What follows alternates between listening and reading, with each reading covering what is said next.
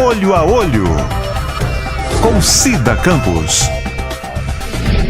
O programa Olho a Olho com Cida Campos desta semana recebe o nosso querido amigo Dr. Luiz Roberto Silva, médico do trabalho, querido em Cachoeira Itapemirim. Seja bem-vindo ao programa, doutor Beto pra gente, né? Mas doutor Luiz, para os pacientes que não têm tanta intimidade, mas eu prefiro chamá-lo de Beto. Eu acho que fica menos formal. Mais carinhoso. Mais carinhoso, essa é a palavra. Doutor Beto, obrigado pela sua participação aqui no programa. A casa é nossa. Nós que agradecemos o convite e ficamos muito felizes de você ter lembrado da gente, Cida. Estamos aqui à sua disposição para que a gente possa ajudar e fazer, como quem diz, sermos um pedacinho do diamante que você faz brilhar todos os dias aqui nesse programa. Obrigada, meu amigo, muito obrigada. Nós temos aqui grandes perguntas, nós temos aqui grandes dúvidas dos nossos internautas e o senhor vai nos ajudar a esclarecer algumas.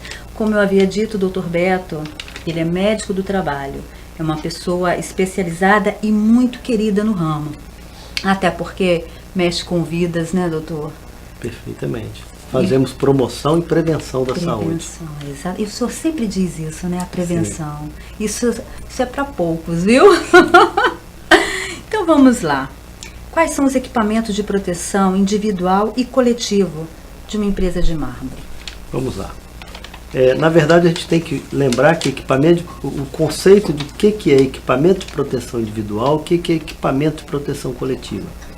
Um equipamento de proteção individual é aquele que vai proteger o trabalhador, único e exclusivamente ele, quando ele está usando. Por exemplo, um protetor auricular que vai proteger a audição do indivíduo, do trabalhador, quando ele faz uso. Então, o protetor auricular é um equipamento de proteção individual. Uma máscara para proteger a face e os olhos é um equipamento de proteção individual. Só protege aquele que está fazendo uso. Então, na mármore e granito, nós temos ruído, que é um agente físico que vai provocar dano à saúde do trabalhador. Então, você vai usar como equipamento de proteção individual o protetor auricular. Equipamento de proteção coletiva é aquele que vai proteger um universo maior, um grupamento de trabalhadores. Então, são medidas que você toma para proteger um conjunto de trabalhadores. Exemplo, na empresa de mármore e granito, que é o caso em tela, nós temos o ruído produzido pelo tiar. O que você pode fazer para que as pessoas não tenham a sua saúde danificada pelo ruído? Você deve enclausurar o ruído. Quando você enclausura o ruído, você faz com que você tenha uma proteção coletiva. Então, essa é um exemplo de proteção coletiva, é enclausurar o ruído. E você vai proteger todos os trabalhadores que estão em volta daquela máquina, porque o ruído não vai sair daquele ambiente enclausurado e não vai passar para o ambiente de trabalho. Mas são poucas empresas que tomam essa providência, né, doutor Beto? Sim, esse é um exemplo e é complicado até do tiar para que você possa fazer isso. Mas você tem outras medidas de proteção coletiva que você pode lançar mão em algumas situações específicas de cada ambiente de trabalho e eliminar aquele risco para o trabalhador. Até porque pode acontecer surdez, né? Perda auditiva induzida por ruído ocupacional. Na verdade, esse é o tema. Perda auditiva induzida por ruído ocupacional. Quer dizer, o ruído do trabalho provocando a perda auditiva. E que é uma patologia irreversível.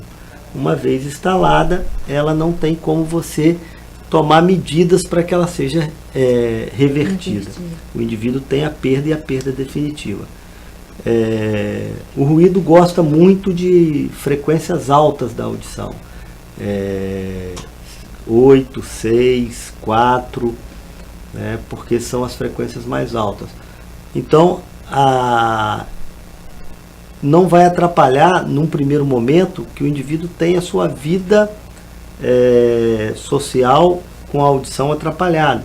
Mas, no futuro, ela pode ir sendo reduzida, principalmente com o envelhecimento, em que a gente já vai perdendo a audição pelo próprio envelhecimento do sistema auditivo, e isso pode somar e o indivíduo ter muitas dificuldades auditivas no futuro. No futuro. Isso é sério. Sim. Isso é muito sério. Qual o socorro básico da emergência? Veja bem, a gente tem que entender que quando você tem alguém necessitando de um atendimento de urgência e emergência, você tem que tomar as medidas cabíveis. É óbvio que você, numa situação de empresa, você não está num ambiente hospitalar. Então a pessoa precisa entender o que ela deve fazer em determinadas situações. Por isso que tem necessidade de que as pessoas sejam treinadas para prestar o primeiro socorro. E aí, cada caso, cada situação é uma situação que você deve tomar medidas adequadas. Por exemplo, sangramentos, hemorragias. O que fazer diante de uma hemorragia? É óbvio que você tem que fazer com que aquele sangramento pare. Então você vai pegar compressas, vai tampar aquela ferida e fazer com que aquela ferida fique bem comprimida e, é óbvio, levar ao atendimento hospitalar. O mais depressa possível. Sem dúvida nenhuma. Até porque a perda de sangue faz uma anemia aguda e com isso faz hipotensão arterial, e o quadro de anemia aguda pode levar a óbito. No local de trabalho. Sim. E aí complica-se mais e mais. Sim. E ninguém deseja isso. Claro, é verdade. O que é a CIPA? É a Comissão Interna de Prevenção de Acidente. Isso está previsto, a CIPA, na NR5, que é as normas regulamentadoras do Ministério do Trabalho e Emprego. É uma comissão que tem a finalidade de detectar os riscos existentes no ambiente de trabalho e fazer a sua promoção e prevenção da saúde, fazendo com que o trabalhador possa não sofrer nenhum dano naquele ambiente de trabalho, mas ela precisa ter uma articulação interna. E essa NR5, ela descreve toda a preparação que deve ter um cipeiro. Então é uma comissão permanente existente dentro das empresas. E tudo isso é estabelecido nessa NR. Então as empresas têm que ter essa equipe.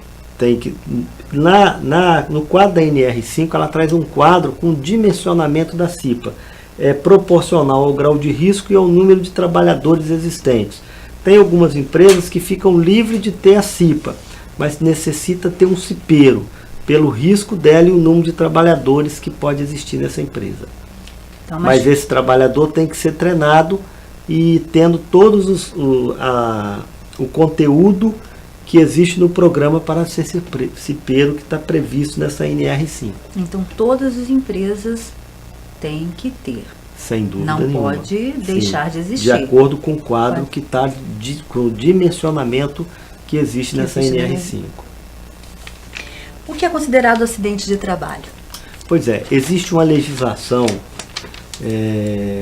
que determina o que é acidente de trabalho, inclusive equiparando as doenças ocupacionais a acidente de trabalho ou patologias que possam ser agravadas pelo trabalho. Então existe uma legislação própria.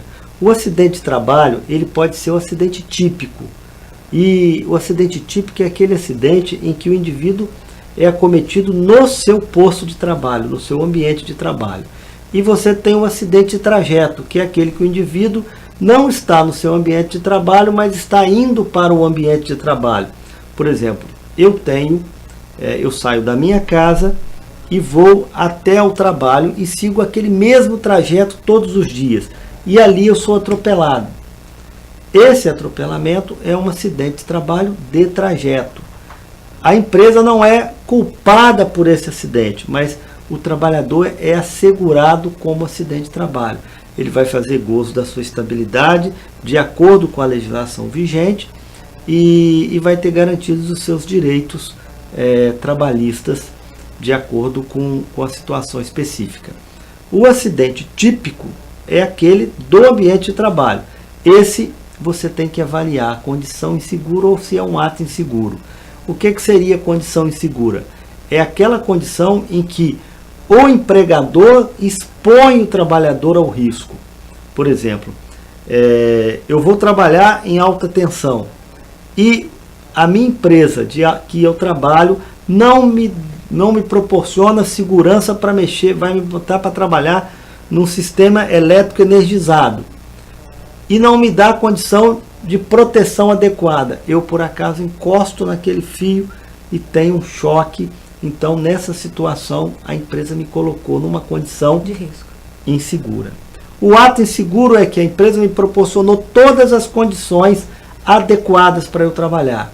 Todas. Me deu equipamento de proteção individual, tomou as medidas de proteção coletiva, mas eu fui lá e retirei a proteção por minha conta. Eu assumi o risco. Então, nessa situação, eu me coloquei num ato inseguro.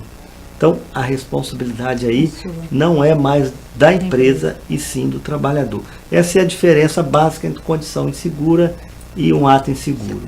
Nós vamos para o intervalo e voltamos já já. Olho a Olho, com Cida Campos. Doutor Beto, doença do trabalho. Quais são as mais graves, as que o senhor mais encontra no seu dia a dia? Doença do trabalho a gente tem que considerar todas graves, porque a gente tem que ter um ambiente de trabalho seguro, em que ele não faça com que o trabalhador fique doente. Na verdade, vamos usar uma descrição bíblica, né? Em que você deve conseguir o seu pão com o suor do teu rosto. Mas você não deve ter um trabalho em que você tenha sofrimento para conseguir o seu pão de cada dia. Então, o ambiente de trabalho ele tem que proporcionar condições em que o indivíduo não adoeça por causa do ambiente de trabalho. Então, a doença do trabalho ela é aquela proporcionada pelo ambiente de trabalho nas condições de risco que ele coloca aquele trabalhador. Nós temos as doenças do trabalho, elas são definidas, elas têm conceitos como tecnopatias e mesopatias. A tecnopatia é a doença típica. O que é uma doença do trabalho típica? É aquela em que o indivíduo tem que estar exposto ao risco para que ele venha a apresentar a patologia, ter a doença. Exemplo, ruído. Eu tenho perda auditiva somente induzida por ruído ocupacional, somente se eu tiver exposição ao ruído. Silicose, eu só tenho essa doença pulmonar se eu tiver exposto a poeira de sílica em que tenha sílica livre no seu, livre naquela suspensão de poeira. Então, ela é uma doença ocupacional típica. E você tem as mesopatias, em que é aquelas em que o meio proporciona. Por exemplo, eu vou trabalhar realizando movimentos repetitivos. Tá? Esse movimento repetitivo me proporciona uma lesão de tendão. Tá? Então, nessa situação, eu tenho o meio do trabalho me proporcionando um adoecimento. Então, a mesopatia é dada pelo meio do ambiente. Ele não tem um agente típico causador. Então, a gente precisa fazer esse diferencial. O que é tecnopatia e mesopatia. Nesse caso, a lesão pode acontecer, o dono da empresa, o patrão, ou seja mesmo, até mesmo a patroa ou o proprietário da empresa, se ele estiver digitando muitas horas, aconselhar o funcionário a parar um pouquinho, fazer um exercício. Isso ajuda, né? Existe a norma de ergonomia em que são feitas recomendações de como você fazer o uso da digitação adequadamente. Então, também o Ministério do Trabalho e Emprego tem essa preconização nas NRs. É só você seguir todas as normatizações no que tange a ergonomia. Que evita sérios problemas. Sem dúvida nenhuma. É verdade. Acidente sem perda de tempo ou afastamento. Tá. O acidente sem perda de tempo é aquele em que o indivíduo sofre por exemplo, uma contusão. Bate o cotovelo em algum lugar e sem ter uma escoriação e de repente não fez com que ele tivesse que se afastar. Ele pode continuar exercendo a sua atividade. E a que tem a perda de tempo é aquele em que ele bate o cotovelo, faz uma fratura dessa região. Aí ele vai ter que ser afastado do trabalho porque perde a função desse membro atingido.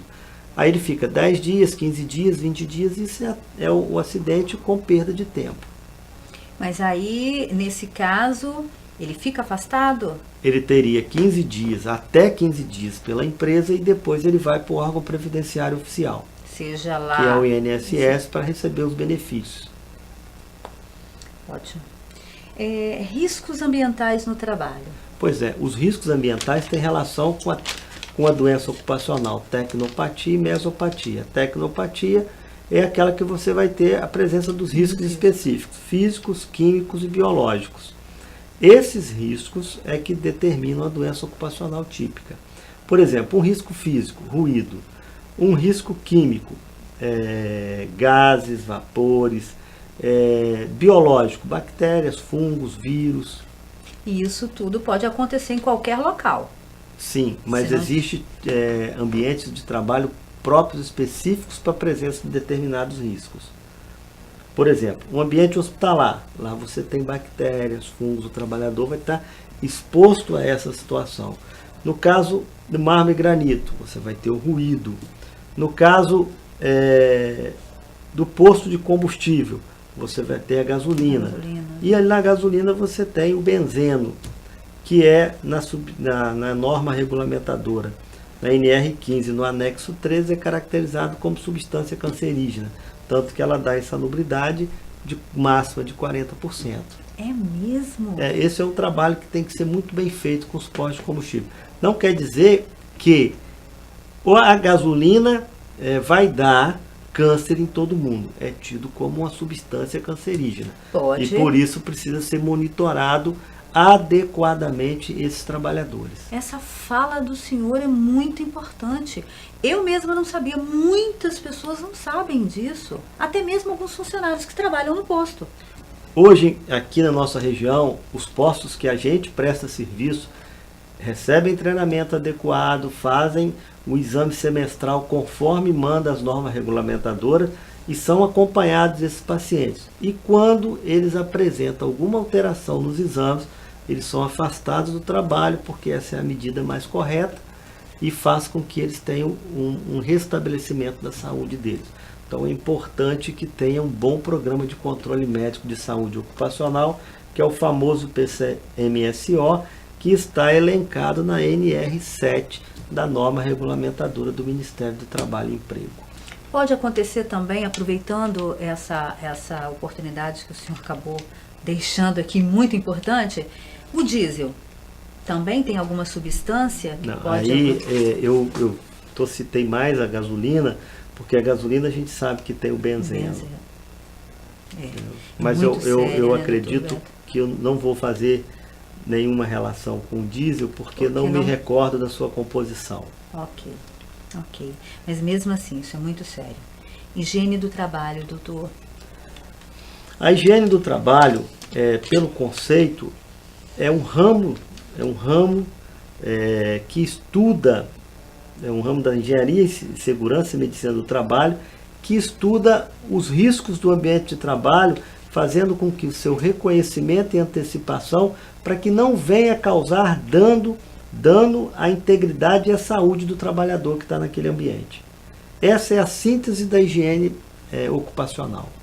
E aí, dependendo do ambiente onde eu estou trabalhando, se tiver lixo acumulado ou se tiver qualquer tipo de produto químico jogado... Sim, você deve reconhecer esses riscos. Por exemplo, o risco de você acumular lixo. Como é que você vai adequar esses lixos para que o ambiente fique um ambiente seguro e higiênico? Então, tudo isso é antecipado pela higiene ocupacional e é feito as medidas adequadas para que esse risco não venha danificar a integridade ou a saúde do trabalhador. E a limpeza é bem-vinda em qualquer lugar, né? A higiene é bem-vinda a qualquer hora. Doutor Beto, como minimizar o número de acidentes do trabalho? O Ministério do Trabalho e Emprego, ele tem sempre editado as normas regulamentadoras. Se você qualquer empresa colocar em prática as normas regulamentadoras do Ministério do Trabalho e Emprego, praticamente a gente consegue reduzir acentuadamente os acidentes de trabalho. Porque lá está previsto todas as medidas que você deve adotar. O importante é que as empresas façam prevenção e promoção da saúde, que tenham um bom PPRA, que tenham um bom PCMSO, se for necessário que tenham uma CIPA funcionante e que principalmente os trabalhadores tenham consciência da prevenção e da promoção da saúde e também que os empresários tenham a responsabilidade de entender que assim como os trabalhadores têm que pensar na sua saúde, eles também têm que pensar na promoção dessa saúde. Ele é o elo de interligação para que isso tudo possa acontecer. Não adianta ter os melhores profissionais do ramo de higiene, segurança e medicina do trabalho, se o empresário não tem dentro dele a vontade de que todas aquelas medidas sejam executadas. Eu vou contar uma história para você rápida. Eu vou interromper o senhor só um minutinho. Nós vamos para o intervalo e voltamos já. Não saia daí, porque nós queremos saber essa história. Olho a Olho, com Cida Campos.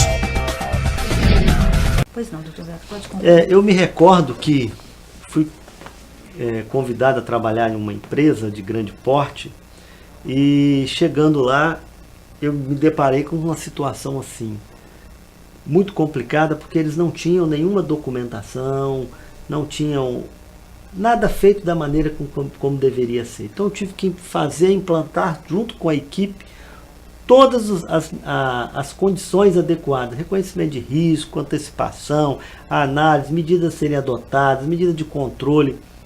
E aí nos encontramos de fazer um documento chamado Laudo Técnico de Condição Ambiental de Trabalho, o LTCAT. E com o LTCAT você levanta as condições dos ambientes insalubres e a quem deve pagar ou não insalubridade. E na época me lembro que junto com a equipe nós fizemos um trabalho maravilhoso. Eu estava empolgado e fui conversar com a diretoria. Foi a única vez que eu tive uma conversa com a superintendência dessa empresa. Quando chegamos lá, eu apresentei o trabalho e demonstrei que inúmeras atividades deveriam ser pagas em insalubridade e não eram. E o superintendente dessa empresa, ele perguntou ao gerente de recursos humanos quanto que dá o pagamento de insalubridade de todos esses trabalhadores que foram elencados. Vamos dar um exemplo, eu vou chutar um número empírico, dá 2 milhões de reais ano. Quantas ações trabalhistas nós temos? Tantas, que seja 50. Isso dá quanto em dinheiro? 100 mil reais. Deixa sem pagar. Aquilo foi tapa. Foi uma ducha fria num corpo quente. Eu gelei. E aí esfriou toda aquela expectativa que a gente tinha de estar fazendo um trabalho muito bom para a empresa e até mesmo tomar medidas para que aquilo fosse anulado, aquele agente insalubre. Mas nem isso deixaram com que a gente falasse. Saí dali com um sentimento de dever cumprido, mas com uma sensação de que tudo aquilo que eu aprendi, que a equipe trabalhou, não teve nenhuma situação agradável, um reconhecimento por quem gerenciava a empresa. Por isso que eu faço questão de frisar, é importante que o empresário tenha consciência da responsabilidade e da necessidade que se tem de se realizar adequadamente um programa de controle médio de saúde ocupacional, um programa de prevenção de risco ambiental, em que isso não fique só no papel, mas que se transforme na prática rotineira das empresas. Até porque, como o senhor acabou de dizer, o trabalho é todo para o lixo. Sem dúvida. São perdas assim enormes. E o seu tempo também, porque querendo ou não, não importa também só o teu salário. Porque, na verdade, eu o conheço bem, não sou de ficar puxando sacos, lógico que não, mas eu sei o quanto você é rígido, eu sei o quanto você leva a sua profissão a sério, porque você sempre me disse que você está na profissão certa, médico. E isso daí não é para qualquer pessoa amar o que faz. Né? E você sai de dentro da tua casa, você vai cuidar de outras vidas, mas você vai fazer com o que você gosta. Então você cobra porque você também é cobrado. Então você quer colocar em prática tudo que você também aprendeu. Então esse teu apelo, pode ter certeza que não é em vão. Sem dúvida. Porque são vidas, né, doutor? Temos que cuidar bem, com carinho, com apreço e com consideração. É verdade, Isso até dói o coração, porque às vezes a gente vê tantas coisas aí, tanta coisa acontecendo, tantas empresas aí, pessoas sendo esmagadas com pedra, né? Blocos de pedras, e não tem necessidade, né? Até mesmo pelo que o senhor falou, às vezes a teimosia de um funcionário, às vezes a falta de equipamento, às vezes a falta de preparo, porque o profissional hoje também não tem muita qualificação, infelizmente, né? Mas vamos voltar ao nosso bate-papo, as nossas informações importantes com as vidas. Estatísticas de acidente. O senhor tem alguns dados, alguns números? O melhor índice de estatística de acidente é dado pela Previdência Social, porque eles fazem o cadastro, junto com o Ministério do Trabalho e Emprego, fazem esse levantamento estatístico. Mas quando a gente olha os acidentes de trabalho, a gente se assombra com os números, tá? São situações que preocupam muito. Então, algumas empresas, elas conseguem fazer o controle desses acidentes de trabalho e inclusive fazem o cálculo do absenteísmo, a falta que os trabalhadores têm por doença natural e por acidente de trabalho. E aí conseguem fazer esses cálculos e apurar adequadamente. Mas o que eu quero dizer para você é que os acidentes de trabalho, não existe fatalidade. Eu, que sou um especialista da área, quando eu vejo alguém dizer aconteceu um acidente e foi uma fatalidade, me dói. Porque se é acidente, não é fatalidade. Certo? Existem causas daquele acidente. E as causas, quando são investigadas, elas determinam como foi provocado aquele acidente, como ele aconteceu. E você consegue levantar, diante daquelas causas, quem são os responsáveis ou as causas responsáveis por aquele acidente. Então não existe acidente com fatalidade.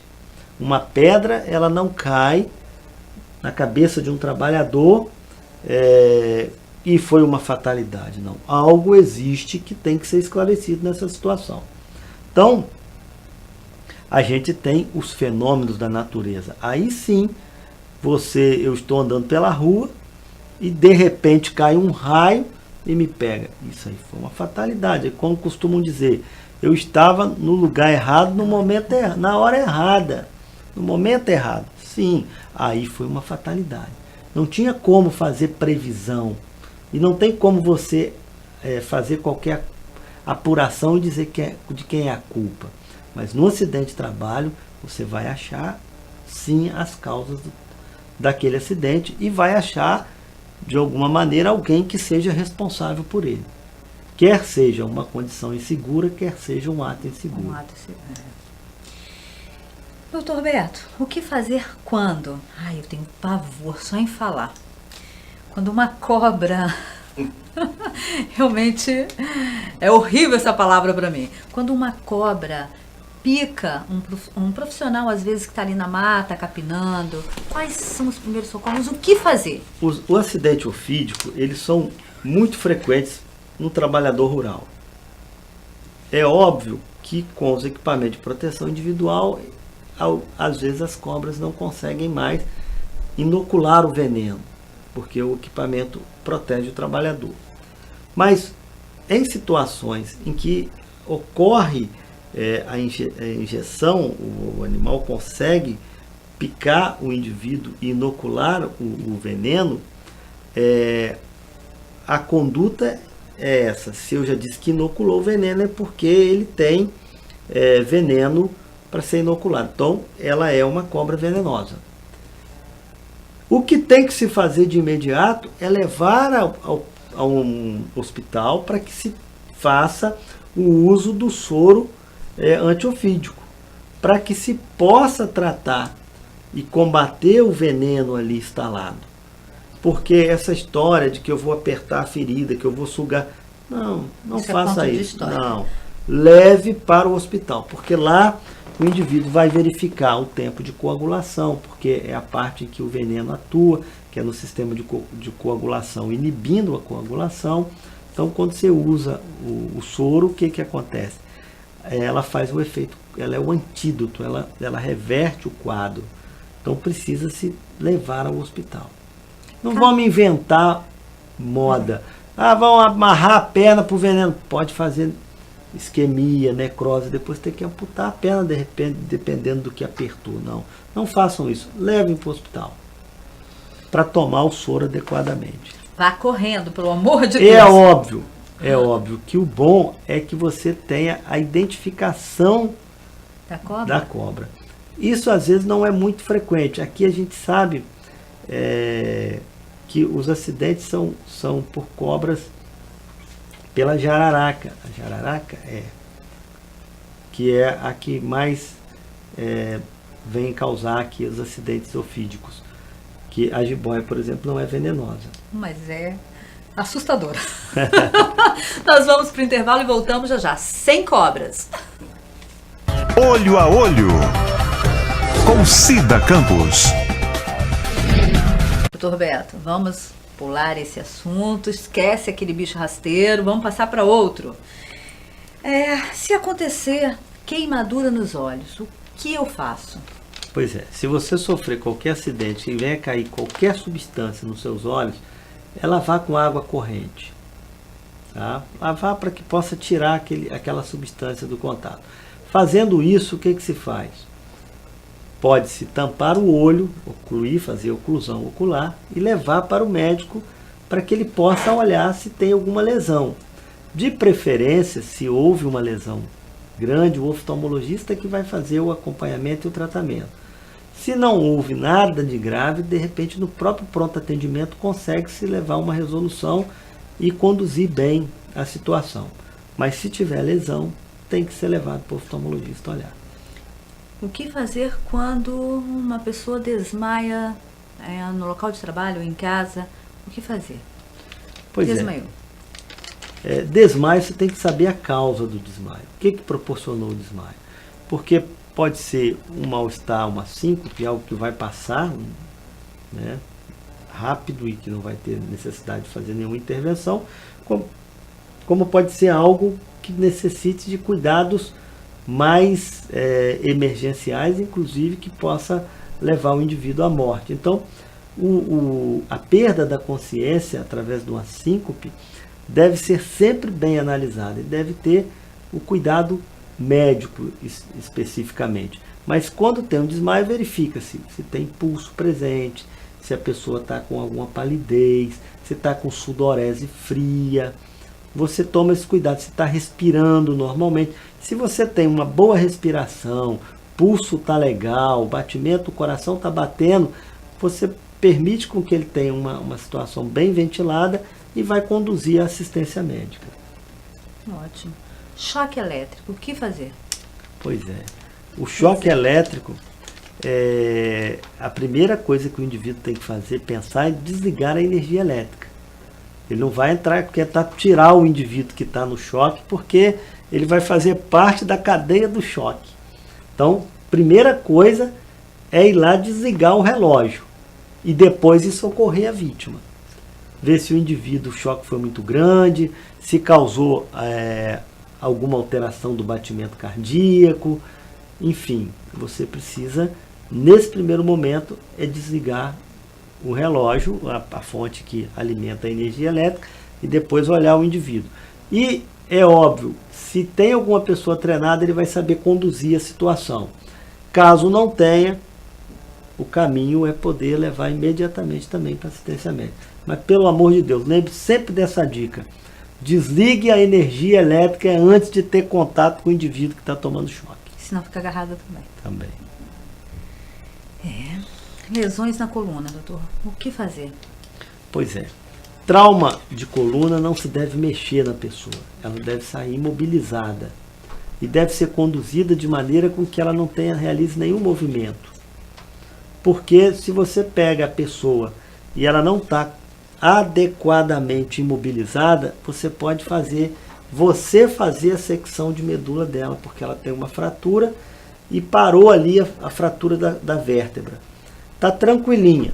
Aí você mexe, não tem estabilidade aquela articulação, o osso pega na medula e lesa. Então, a conduta é trauma medular, imobilizar o indivíduo e fazer a condução de maneira com que ele não tenha movimentos. para que você não corra risco de fazer uma lesão.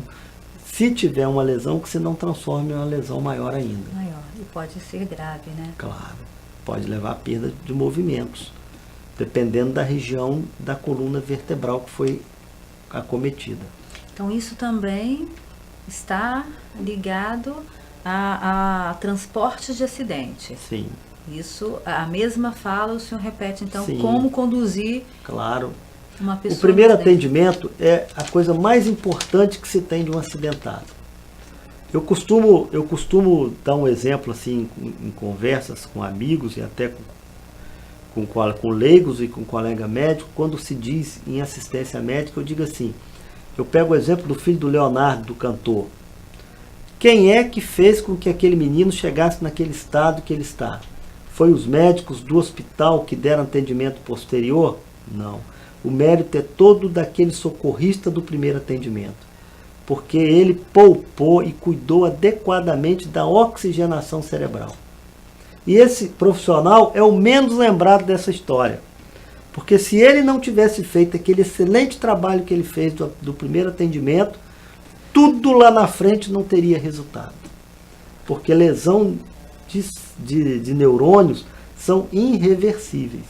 E é naquele momento, com oxigenação adequada, é que você pode fazer a reversão do quadro. Fazer com que não tenha sofrimento neuronal. Que as células do cérebro sejam garantidas a sua sobrevivência. E aquilo ele fez com todo o sistema, toda a conduta que ele teve.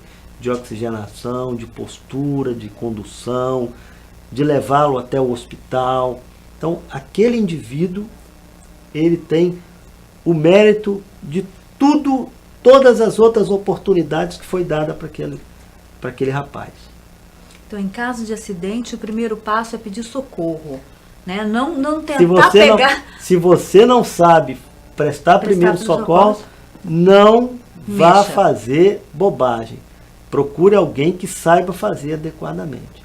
Se não tiver condição, sim, aí tenta fazer qualquer coisa para ajudar. É melhor que a gente tenha, pelo menos no dia a dia, procure um especialista, que procure ajuda. Como é que eu faço? Como é que é os primeiros socorros? Para poder ficar preparado. Hoje, né? O SAMU presta uma assistência boa. Muito grande, né? O corpo de bombeiro também é bem treinado. A gente tem que enaltecer essas pessoas que têm prestígio para cuidar da vida humana quando se faz necessário. Que é o maior presença. bem do ser humano, sim, né?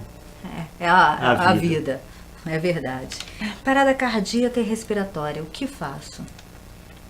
Parada cardíaca e respiratória é para quem é treinado fazer o atendimento. Existem normas, critérios para você fazer todo esse atendimento. Uma parada respiratória, você tem que entubar o paciente, você tem que ter acesso a vias respiratórias. Passar um tubo no indivíduo, no trato respiratório e ventilar. E automaticamente, como você ventila, se tiver alguma parada respiratória, você já está melhorando o coração, porque você está levando oxigênio para ele. E aí tem as manobras específicas de ressuscitação, que é a massagem cardíaca e manter as vias respiratórias com condição do oxigênio entrar. Aí tem mais outras condutas, que são condutas médicas, que a gente não vai ser para o leigo fazer, e sim para o profissional que tem treinamento adequado para esse fim. Para esse fim. O programa Olho com Cida Campos, infelizmente, desta semana, acaba aqui. Dr. Beto, muito obrigado pela sua participação. Tenha certeza que vamos lhe trazer muitas vezes aqui no programa, porque foi de uma importância muito grande toda a sua explicação.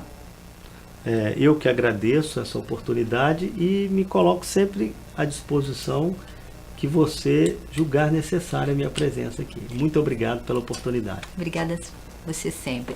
O programa Olho com Cida Campos fica por aqui desta semana. Tchau. Olho a Olho, com Cida Campos.